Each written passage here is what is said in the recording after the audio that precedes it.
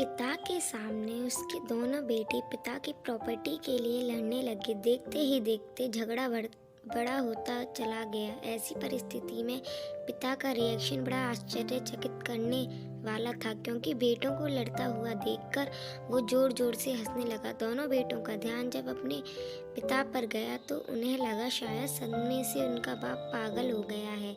दोनों ही बेटे बाप के पास दौड़ कर आए। बेटों ने अपने बाप से पूछा कि वह क्यों बेवजह हंस रहे। उनके सामने उनके दोनों बेटे आपस में झगड़ा करते देखकर भी वह कैसे सकते हैं।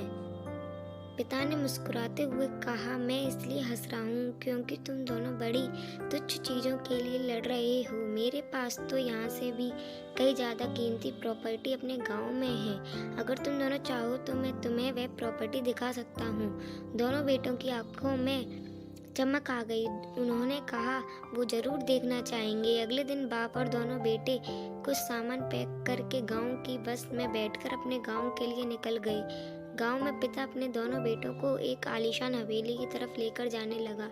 वह जैसे जैसे उस हवेली के लिए पहुंचते गए तो उन्हें हवेली का असली रूप नजर आने लगा, जो अब खंडर में तब्दील हो चुकी थी। हवेली के पास पहुंचकर बाप हवेली के बाहर बैठकर फूट फूट कर रोने लगा। अब बाप को इस तरह रोता देखकर बेटों ने उसे चुप कराने की कोशिश की और पूछा कि वह क्यों रो रहे हैं। बाप ने कहा कि बरसों पहले मैंने इसी हवेली को पाने के लिए अपने भाई से झगड़ा किया था। भाई का दिल बड़ा था, उसने मुझे यह हवेली दे दी, लेकिन फिर वह मुझसे कभी नहीं मिला। अब वह विदेश में जाकर रहता है और आज तक उसने मुझसे कभी बात ही नहीं की। देखो, जिस हवेली के लिए मैंने अपने भाई के अनमोल रिश्ते को खो दिया, वह हवेली आज किस हालत में है।